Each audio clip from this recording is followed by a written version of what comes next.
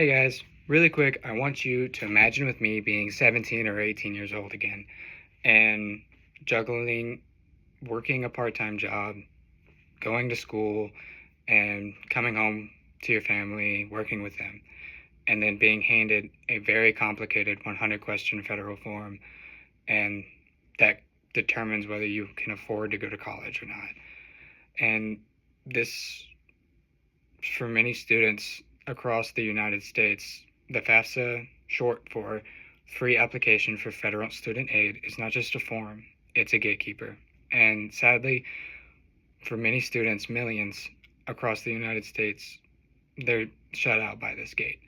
And today, I want to talk about one very, very solvable solution that students don't attend college or finish their degree.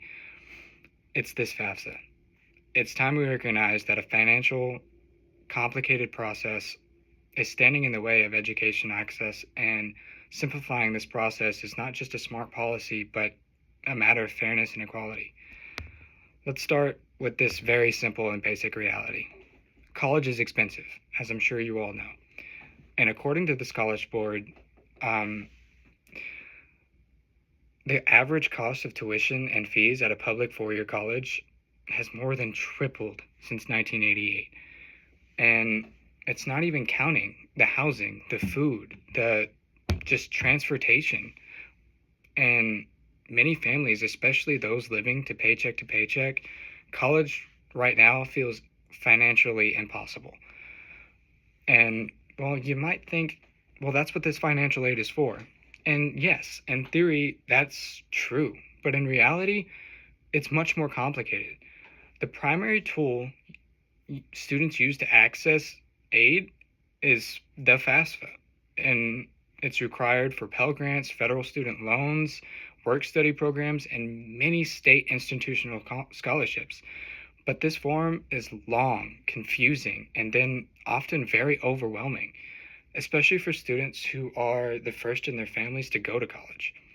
According to 2022 report by the National College Attainment Network, more than $3.6 billion in Pell Grants went unused simply because eligible students that needed them didn't complete the FAFSA.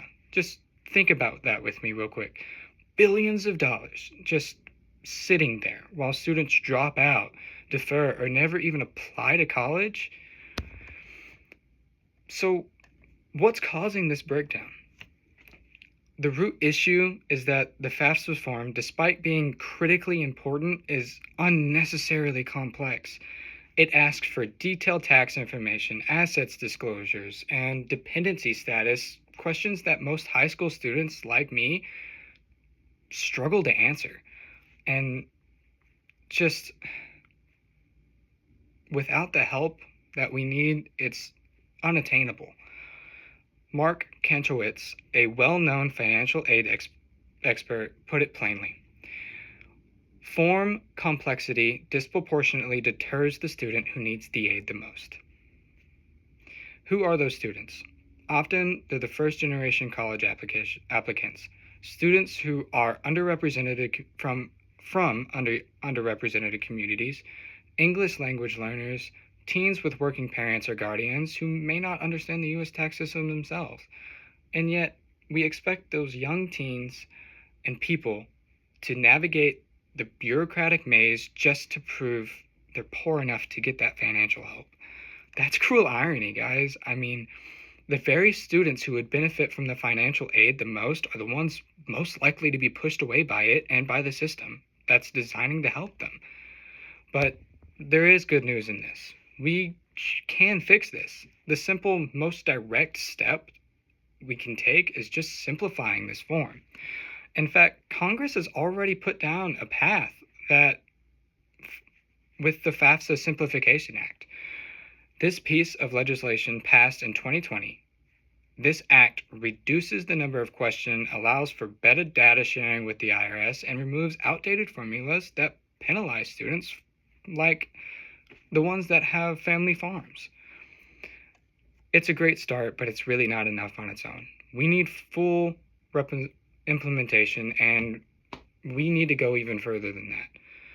According to Sandy Baum, a senior fellowship at Urban Institute and a longtime college expert in affordability and simplification works, her research shows that easier access to this aid significantly boosts enrollment and retention in college, particularly those for the low-income students.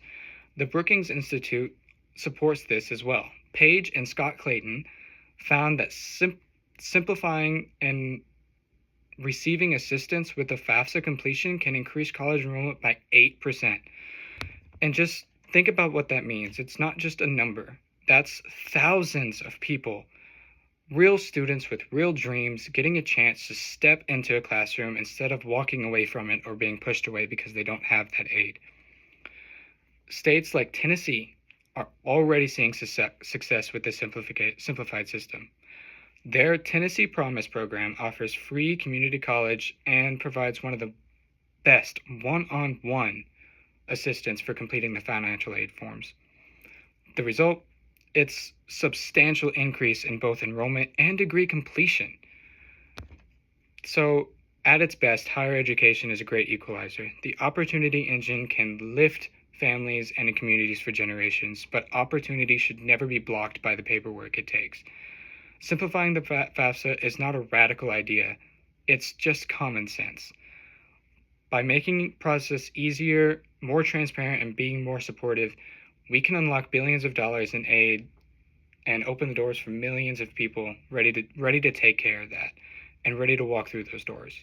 So let's urge leaders to finish what Congress started. Let's support the outreach programs that guide students through this process like Tennessee does. And let's make sure that no student is denied education simply because the form was just too hard to fill out. The future is bright, guys, but only if we make a path that every student can see. Thank you for listening.